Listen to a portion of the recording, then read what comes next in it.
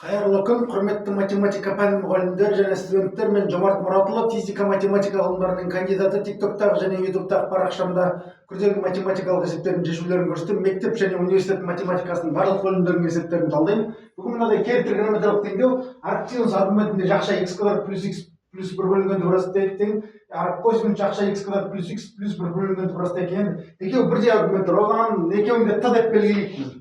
Сонда x квадрат плюс x плюс 1 бөлінген тұбырасты 2, осыны т дейік. Сонда енді бұнда теңдеу қандай түрге келеді? Арксинус т тең арккосинус т. Мұндай теңдеуді біз қалай шешеміз? Бізге мынадай формула бар. Аргументтер минус 1 мен 1-дің арасында болу керек. Арксинустың да арккосинустың да анықталуы біз солай ғой. Және қандай қатынас бар арксинус пен арккосинустың арасында? Арккосинус пен арксинустың бір аргументтің арксинус пен арккосинустардың қосындысы и бөлінген 2-ге тең. Мына жерде біреуін алайықпын, өрнектеп алайықпын. Сонда мына жерде арккосинусты неге тең болады? Пи бөлінген 2 минус арксинусты. Сонда мына теңдеуіміз қандай түрге келеді? Арксинусты тең пи бөлінген 2 минус арксинусты. Сонда мына жерде арксинустыны оң жаққа апарсақ, сонда қандай болады? 2 арксинусты тең пи бөлінген 2. Сонда бұдан қандай деген 2-ге бөліп берсек, арксинусты тең пи бөлінген 4. Бұл не деген сөз? Т.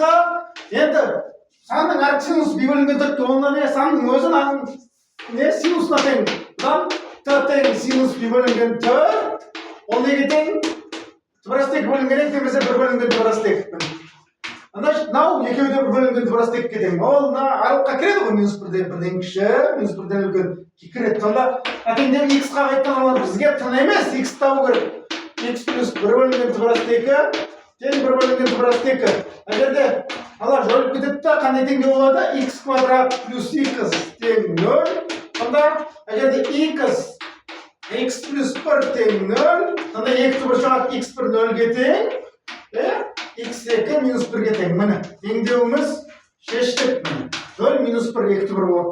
Видеомды солай қойып әріптестеріңізбен бөлісіңіздер. Барлықтарыңызға сәттілік тілеймін, сау болыңыздар.